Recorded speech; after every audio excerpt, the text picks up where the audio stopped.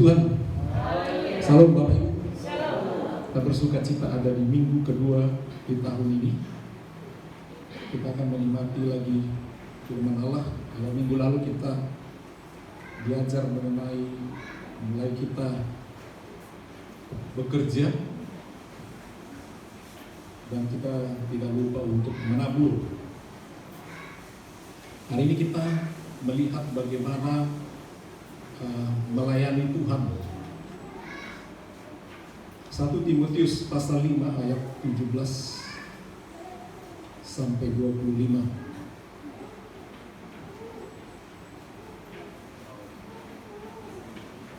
1 Timotius pasal 5 ayat 17 sampai 25. Kita akan baca bergantian. Mari kita kembali bangkit berdiri.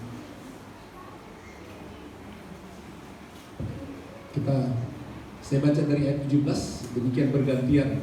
Penatua-penatua yang baik pimpinannya patut dihormati 2 kali lipat, terutama mereka yang dengan jerih payah berkhotbah dan mengajar.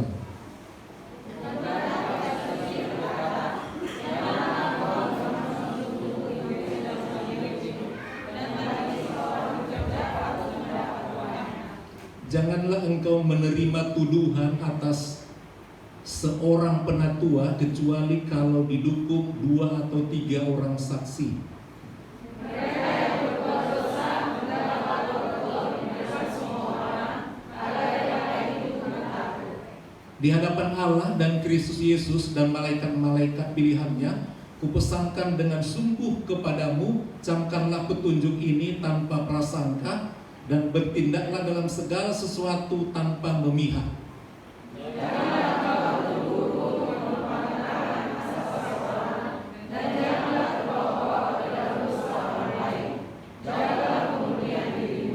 Janganlah lagi minum air saja, melainkan tambahkanlah anggur sedikit, berhubung pencernaanmu terganggu dan tubuhmu sering lemah.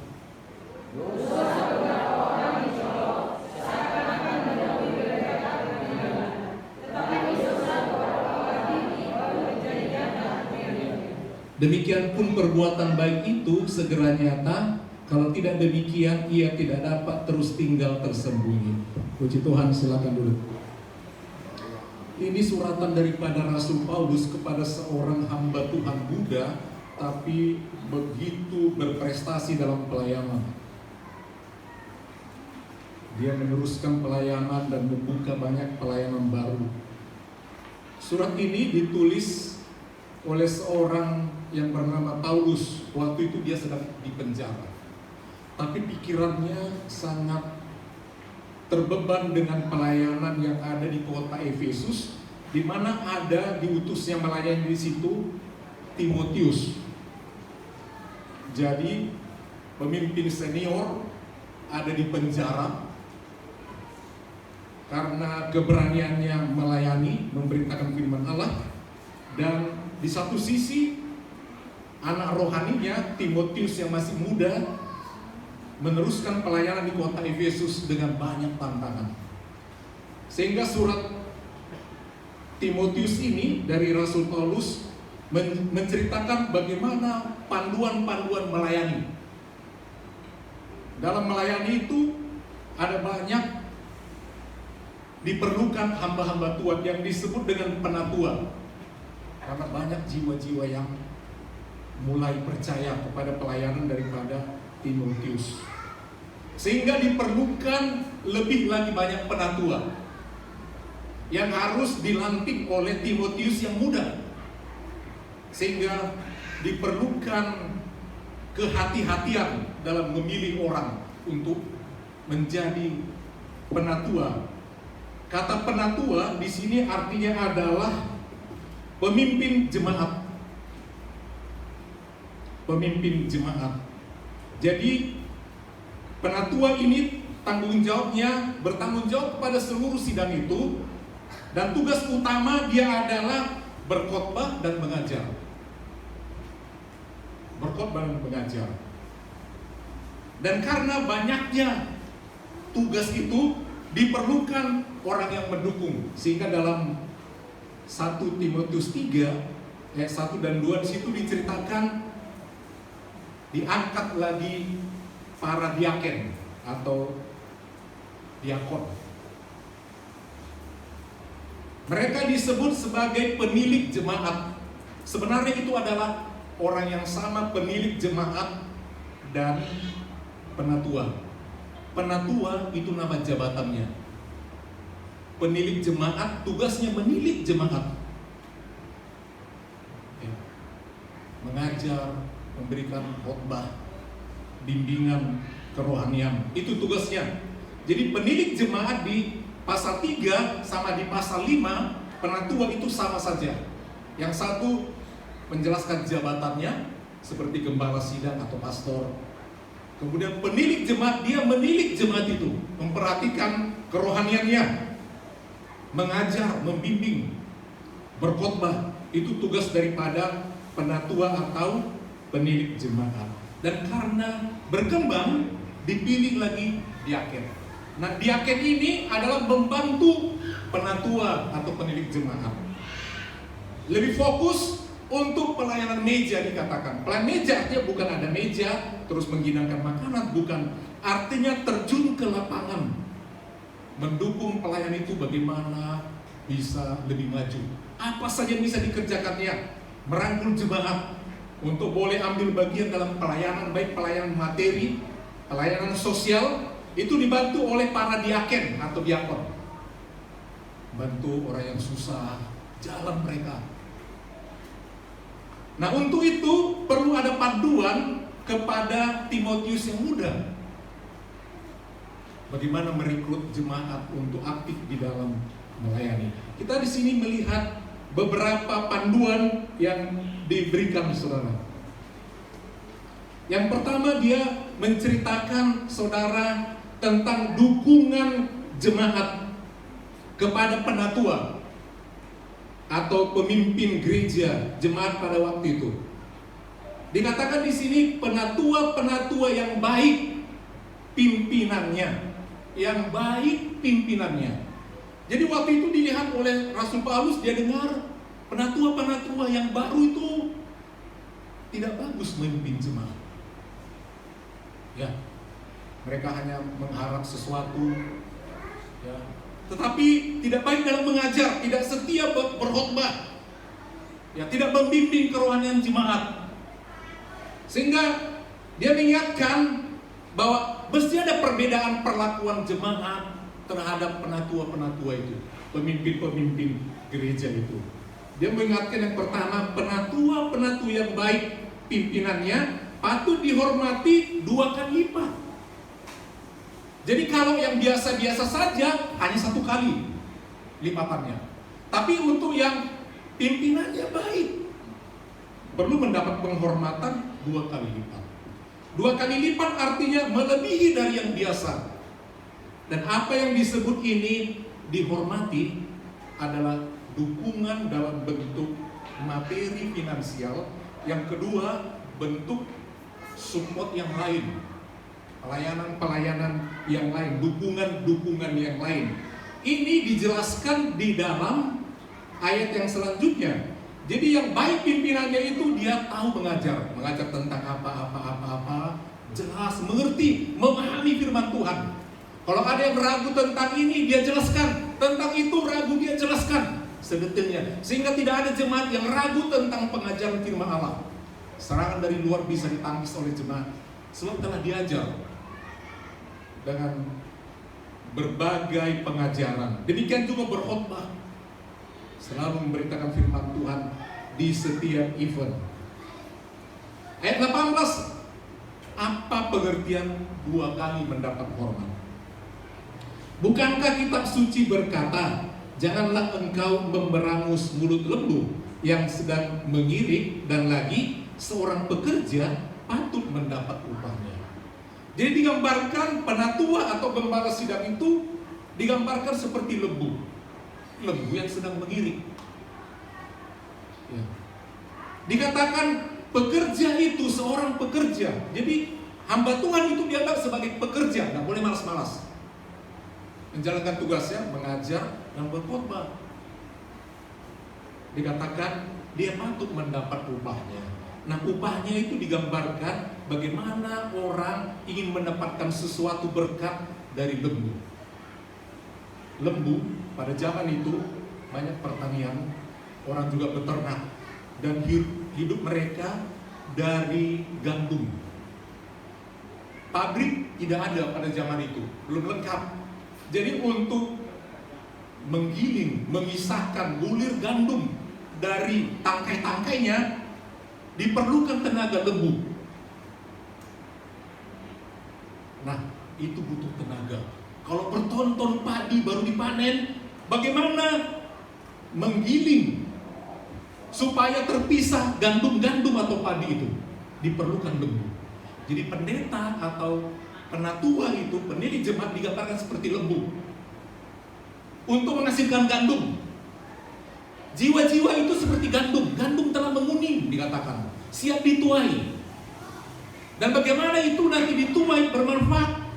Lembu membuat bermanfaat umat atau gandum itu yang akan menjadi berkat. Sehingga dikatakan lembu itu untuk mengiring, dia dimasukkan satu ruangan yang tertutup, padi-padi disusun di situ dengan berkas-berkasnya, dengan ketebalan tertentu. Lembu dimasukkan satu untuk satu ruangan. Demikian juga buat orang yang lain. Ada satu lembu, satu lembu, satu lembu. Dan lembu ini dipaksa berjalan terus, mengirik. Kata mengirik artinya dalam bahasa aslinya adalah menginjak. Jadi menginjak-injak berkas padi itu sampai lepas bulir-bulirnya. Jadi dia terus dipukul. Ayo, putar lagi, jangan lagi, jangan lagi. Kelelahan.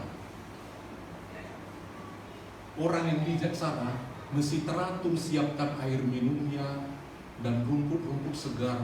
Di situ capek lembu itu, dia makan. Dipecut lagi, jalan terus gitu. Tapi dikatakan dalam ayat itu, jangan memberangus mulut lembu yang sedang mengiling. Jangan tutup mulutnya, memberangus, masang selongsong.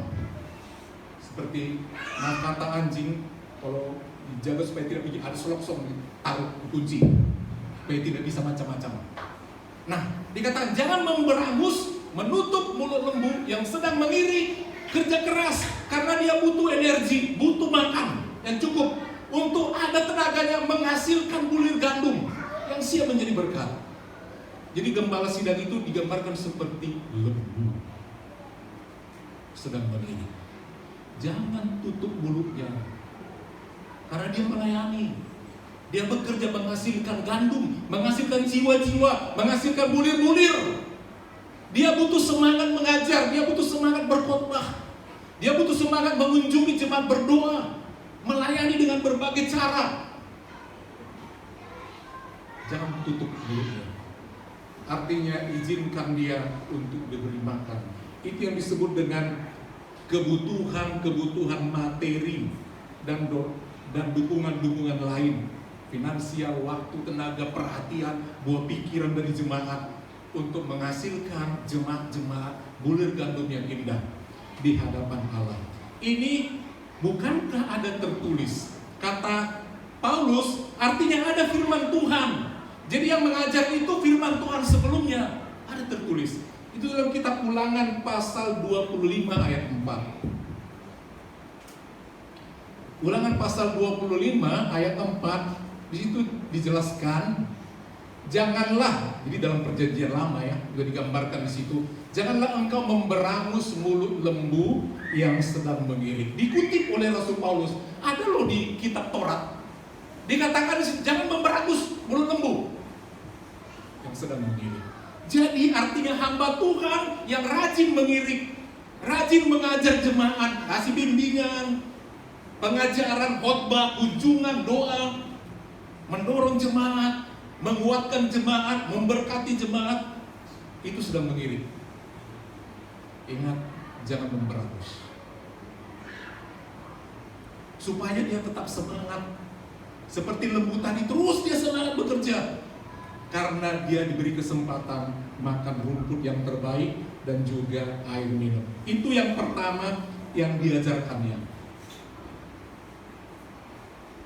Jadi pengertian 2 kali lipat artinya kalau dia biasa-biasa saja, ya biasa-biasa saja. Tapi kalau memang dia sungguh-sungguh terbeban buat jemaat, perhatikan. Kita sebagai jemaat, kita bebas mencari nafkah. Dari kemampuan fisik kita mau lebih bagaimana, berusaha kita mendapatkannya, kita hidup dari situ. Dan hamba Tuhan tidak bisa bebas untuk seperti itu bekerja di luar. Karena ada beban yang harus dikerjakan. Oleh sebab itu, bagaimana dia bisa mengerjakan tugas itu, dia harus diperhatikan juga kebutuhannya, saudara. Lukas 10 ayat 7. Ini contoh yang lain. Seorang hamba Tuhan yang melayani ke rumah-rumah dalam penginjilan. Lukas 10 ayat 7. Dikatakan demikian waktu mengunjungi jemaat atau bersaksi. Tinggallah dalam rumah itu kalau disambut. Ketika mereka membuka ladang baru penginjilan, merintis, kunjungin orang-orang, ya. Tinggallah dalam rumah itu. Belum ada gereja. Tinggallah dalam rumah itu kalau disambut. Makan dan minumlah kalau disambut, kalau dikasih makan. Apa yang diberikan orang kepadamu? Sebab seorang pekerja. Itu tadi pekerja tadi hamba Tuhan yang merintis, penginjil, gembala. Pekerja patut mendapat upahnya. Jadi kalau kita bertemu dengan ada hamba Tuhan yang memang dia sungguh-sungguh melayani, saudara jangan lepaskan dia tanpa diberi minum. Ya. Kalau ada cemilan kasih. Ayat yang mengatakan demikian. Sehingga dia semangat, dia direspon. Doanya juga semangat, berkatnya semangat. Dikatakan kalau memang diterima dengan baik, teruslah layani keluarga itu. Jangan berpindah-pindah. Ini juga menggambarkan bahwa pentingnya kita mendukung pelayanan dalam bentuk apapun. Kalau kemarin kita didorong untuk bekerja, tapi jangan lupa dalam bekerja juga sisihkan untuk menjadi benih. Kalau kita makan semua hasil panen, tidak ada untuk bibitnya, apa untuk panen selanjutnya? Sebab kita tidak ada tabur. Itu minggu lalu sudah dijelaskan. Menabur kasih, menabur doa, menabur secara materi, yang menabur dukungan dalam pembangunan, itu menabur semuanya, menabur. Jangan semuanya kita pikir rumahku, anakku, istriku. Bagaimana pelayanan Tuhan untuk bisa maju? Itu minggu lalu. Ini sekarang kita melihat bagaimana kita juga mendukung pelayanan. Jadi saudara, dukungan-dukungan itu ada macam-macam bentuknya. Yang pertama tadi sudah kita lihat dukungan secara materi 2 kali lipat. Itu sebenarnya saudara, kita perlu mendukung secara materi. Memang soal materi soal yang sangat berat. Dan ini semua adalah himbauan. Semua hanya bersifat himbauan. Dikasih puji Tuhan, didukung puji Tuhan, ditabur puji Tuhan, nggak ada sanksinya. Ini hanya kehendak bebas kita. Apakah kita akan diberkati? Apakah gereja itu nanti akan makin maju? Ditentukan daripada dukungan. Jadi kita yang menentukan mau majukah gereja itu, mau majukah jemaat itu diberkati. Kita yang menentukan. Tuhan tidak pernah memaksa dalam hal memberi, terserah sama kita. Dan itu bukan dosa. Tapi ketahuilah kalau kita mau diberkati memang perlu kita memperhatikan firman Allah. Kemarin ada satu remaja kita bimbingan, cukup banyak bimbingan. Dalam sesi terakhir tidak menjawab secara tertulis dari sekian banyak pertanyaan sekian hari. Pertanyaan secara lisan dijawab. Salah satu pertanyaan demikian, bagaimana orang Kristen bisa selamat? Orang bisa selamat. Dan jawabannya adalah harus melakukan ini. Harus kasih persepuluhan, jelaskan dalam bimbingan itu. Jadi orang Kristen itu beribadah ini. Nah, bertobat lahir baru, baptisan begini. yang melayani aktif dan lain sebagainya, dan sampai kepada persembahan termasuk milik Allah, seperti itu.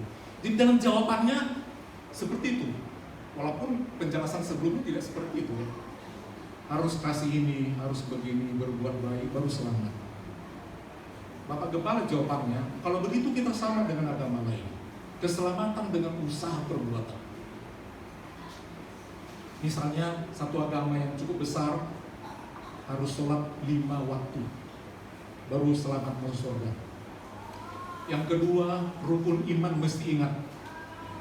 Percaya kepada Allah, percaya kepada malaikatnya, percaya kepada rasulnya, dan lain sebagainya. Ada 5 rukun iman.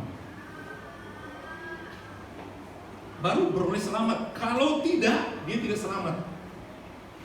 Dan Bapak Gembala menjelaskan bahwa kita diselamatkan oleh iman. Itu baru selamat, baru masuk di area selamat, tidak di area penghukuman.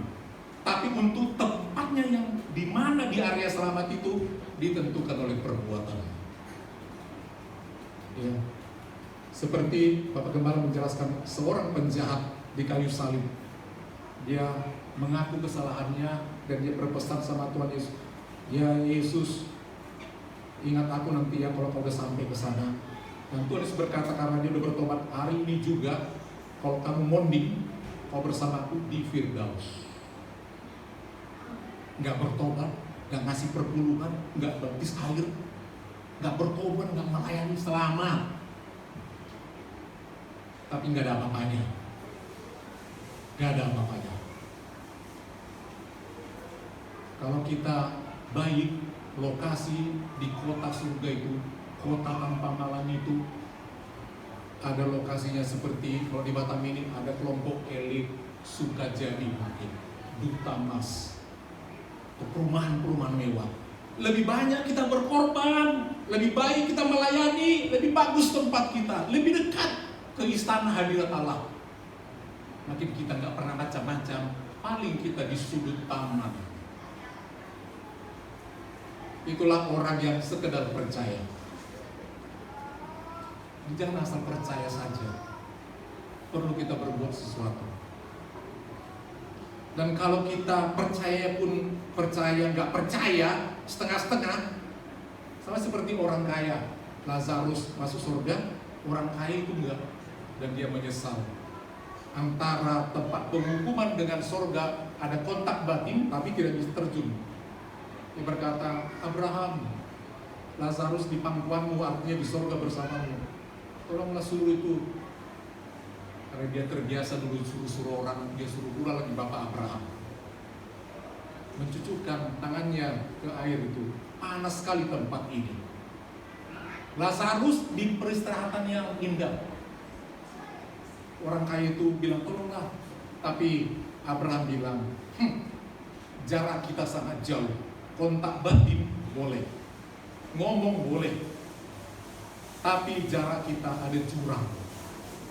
Ada jurang, nggak bisa. Menteteskan pun nggak nyampe ke tempatmu itu. Jurang yang tidak bisa diukur. Jadi akan sampai nanti air itu yang menetes dari surga turun ke tempatmu yang menderita. Kalau begitu, aku ingat saudara-saudaraku banyak lagi, abangku, bundaku, niku, sama kayak aku kelakuannya.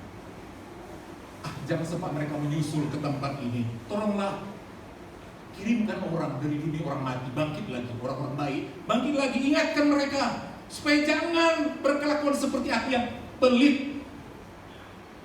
Karena orang kaya itu gak pernah bantu Lazarus, gak pernah, dua-dua mati. Lazarus mati, malaikat datang mengambil rohnya. Orang kaya mati, dibiarin, dibawa sama kuasa kegelapan ke tempatnya. Tapi apa kata Bapak Abraham? Ada pada mereka kitab Torah. Orang-orang yang di luar sana nggak mau datang, nggak bilang, aku nggak pernah dikunjungi loh, nggak pernah didoain gini-gini. Sampai dia mati nanti mereka menyalahkan orang-orang Kristen yang rajin. Jangan lupa di toko buku ada dijual Alkitab. Di mana-mana ada gereja. Kita harus datangi. Jangan bermimpi orang mendatangi. Itu kekristenan saudara. Jadi yang pertama, kita harus memang mau memberi dukungan material. Artinya apa? Kalau masih sedikit gaji kita memang gampang ngasihnya. Gaji 100.000, gaji 1 juta, kasih 100.000 milik Allah, masih gampang. Selentar saja. Naik gaji 5 juta. Mungkin berpikir, kasih kan 500.000. Enggak lah. Gimana tuh mau naikkan lagi ya? Sampai segitu limitnya, lebih cocok rumahnya untuk bisa dikasih tetap bertahan di 100.000, 1 juta saja gajinya. Karena dia sangat nyaman dengan 100.000 ya beri. Udah. Bagaimana kita mengharapkan gaji di atas 20 juta? Kalau kita tidak terus mengikuti berkat itu. Ini dikatakan kita harus berani mendukung. Ya, sering kita nggak jujur tentang dukungan ini. Mungkin kita kasih tulisan di amplop itu. Bapak Gembala sampai nggak cetak lagi perpuluhan. Awal-awalnya dicetak amplop disiapkan, tapi sering tidak dimanfaatkan dengan tepat. Ya, biarlah iman jemaat bagaimana dia mau memperhatikan. Saudara, kalau kita mengucapkan syukur mesti jelas alasannya. Seringkali Bapak Gembala itu buka, lihat amplop itu yang ucapan syukur, misalnya 100.000. Itu ucapan syukur atas apa gitu? Kalau di gereja lain ada ucapan syukur jelas, titing. Ucapan syukur dari si A untuk si tua ini. Karena anaknya lulus, jelas. Karena tarbidi anaknya, jelas. Ini enggak jelas. Ada ucapan syukur, apa? Nggak ngerti. Dan setiap bulan jumlah itu terus segitu. Ada terus ucapan syukur. Ini ucapan syukur apa? Ya. Kita nggak jujur. Sebenarnya ingin Tuhan lebih lagi memberkati, tapi langsung kita tahan. Kita yang menahan. Ini bukan cerita tentang perpuluhan, tapi bagaimana kita mengerti. Kalau saudara punya anak, punya istri, ingin anak saudara sarjana, pasti sebagai bapak, wah, bekerja keras. Apapun demi anak. Orang bilang anak kok kilo hamuran bilau, habis bagi-bagi tulang, habis sakit-sakit pun, yang penting anakku jadi. Satu kali kami berkunjung ke jemaat, tanya tentang anak kami, udah sarjana, cocok itu PNS inilah. Orang lain kasih ini sekian uang. Nggak apa-apa lah, nanti dia yang membayar itu. Pokoknya nggak apa-apa keluarkan. Kan bisa nanti surat itunya, SK-nya digadekan untuk membayar hutang. Artinya begitu mereka berharap. Coba saudara, anak saudara merantau di Jakarta, kuliah, saudara kerja di sini, tiba-tiba dia telepon, "Mak, butuh uang sekian, ini banyak aku ketinggalan. Pokoknya udah mau limit ini, kirim uang 5 juta. Ini udah mau ujian, Mak, pokoknya kirim." Gak ada uang 5 juta, apa yang saudara pikir? Pasti cari kemana-mana. Ya, apapun, Mak sakit aku, Mak, ini, kirim uang sekian, kalau enggak, semua kita pontang-panting. Itulah harga seorang anak. Mari kita saudara yang pertama, dukung tapi dari hati. Kita hanya ngasih penjelasan pengertian. Ya. Kalau kita sebagai orang biasa ingin maju, apa Tuhan juga begitu. Yang membutuhkan biaya untuk maintenance, buat gereja, bayar ini, bayar itu, keperluan anak, transportasi, butuh makan juga. Kita disebutkan, ingatkan sama jemaat Efesus ya, untuk mendukung. Yang kedua, saudara, diminta berpikir positif. Siapapun kita yang melayani harus berpikir positif. Karena apa? Ada ada tuduhan penatua itu nggak bagus pelayanannya, bahkan ada melakukan satu pelanggaran. Timotius, kalau kau dengar penatua-penatua yang sudah kamu lantik itu, yang baru-baru, ada gosip-gosip dari jemaatnya begini, jangan cepat ambil tindakan, selidiki, dan kalau benar tegur, ingatkan. Kalau dia berubah, puji Tuhan. Tapi kalau terus kamu sudah tegur dia nggak mau berubah, penatua-penatua yang baru itu, bilang sama jemaat, ya, bahwa salah penatua itu. Kalau udah ditegur dan tidak mau berubah, itu ditegur. Artinya begitu pentingnya penatua itu yang bekerja sungguh-sungguh, rajin mengajar, rajin berkhotbah, beri penghormatan 2 kali lipat lebih daripada yang lain. Kalau yang lain 1 kali aja biasa, sama dia 2 kali yang sungguh-sungguh. Orang itu tegur, pasti dia nanti akan berubah. Demikian juga kalau ada jemaat ditegur, nggak mau, kamu terus dengan sabar membimbing orang itu. Nanti 1 kali kalau engkau sabar membimbing jemaat yang keras itu, 1 kali dia pasti akan merasakan berkatnya. Satu ilustrasi saudara, ada satu jemaat, dia buta karena sakit. Dia marah sama Tuhan, aduh bagaimana ini? Bagaimana ini? Dia tinggalkan Tuhan. Ya, dia tinggalkan Tuhan. 1 kali pendeta datang ingatkan dia, penatua ingatkan, tahu nggak? Untukmu, Tuhan Yesus sudah mati untukmu supaya kamu tuh selamat. Dia rela mati buat kamu supaya kamu selamat. Terus dijelaskan seperti itu. Akhirnya dia mendapat pengertian. Yesus saja rela mati buat aku. Masakan aku hanya sekedar mataku sakit karena aku juga yang lalai, aku langsung tinggalkan dia. Akhirnya dia bertobat dan dia serahkan hidupnya kepada Tuhan Yesus. Dia pun kembali menjadi anak Tuhan. Dia kembali mau melayani Tuhan. Akhirnya dia menciptakan satu pujian yang populer sampai sekarang. Salibnya, salibnya, selama mulia, dosaku disucikan oleh, dan itu ditulis oleh seorang anak Tuhan bernama Fani. Itu lagu kuno yang sudah lama. Tapi sejarah lagu itu ketika orang tidak menerima apa yang terjadi dalam dirinya. Seringkali kita nggak terima, kita sakit, kita ada masalah, langsung kita tinggalkan Tuhan. Nggak ada rezeki, nggak ada berkat, tinggalkan Tuhan. Bukan hanya itu yang kita mau cari dalam hidup ini. Ya. Tadi ada satu kesaksian dari tua-tua sidang yang ada itu hanya sakit. Ya begitulah. Ya.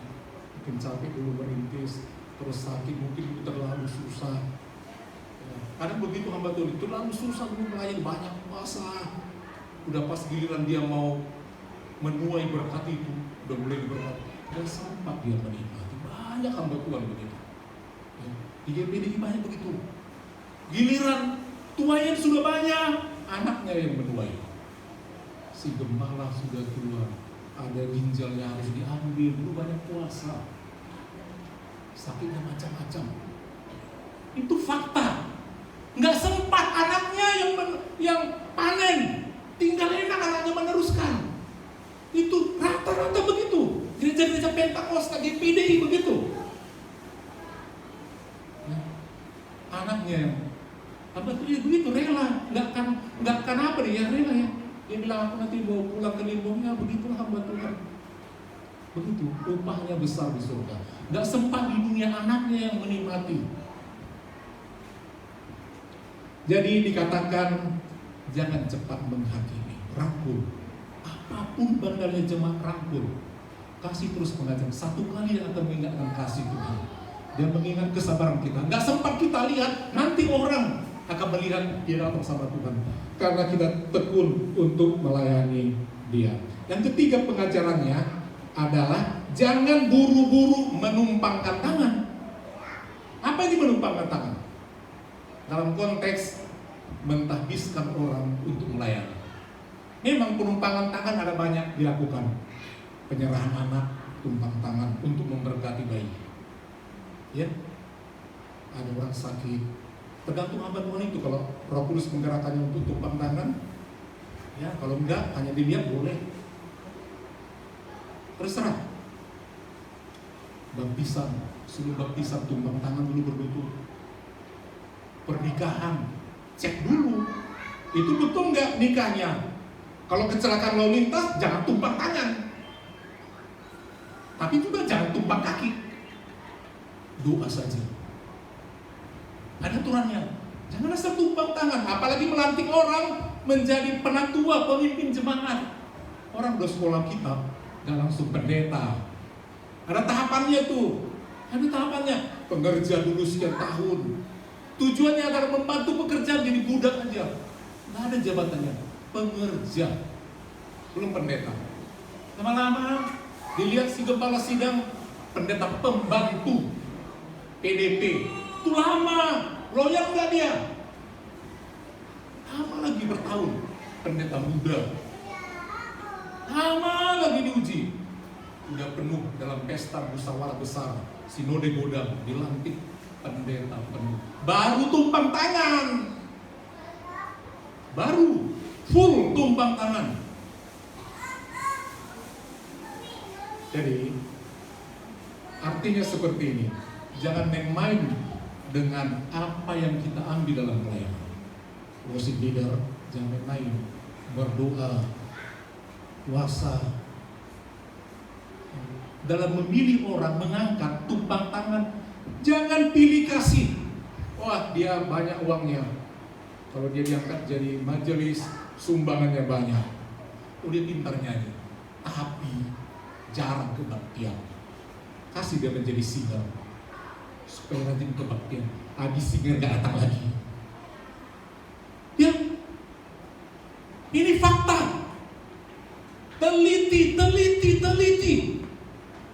Sebab panggung di sini bukan panggung sandiwara. Altar ini bukan panggung hiburan. Menghibur orang, tidak.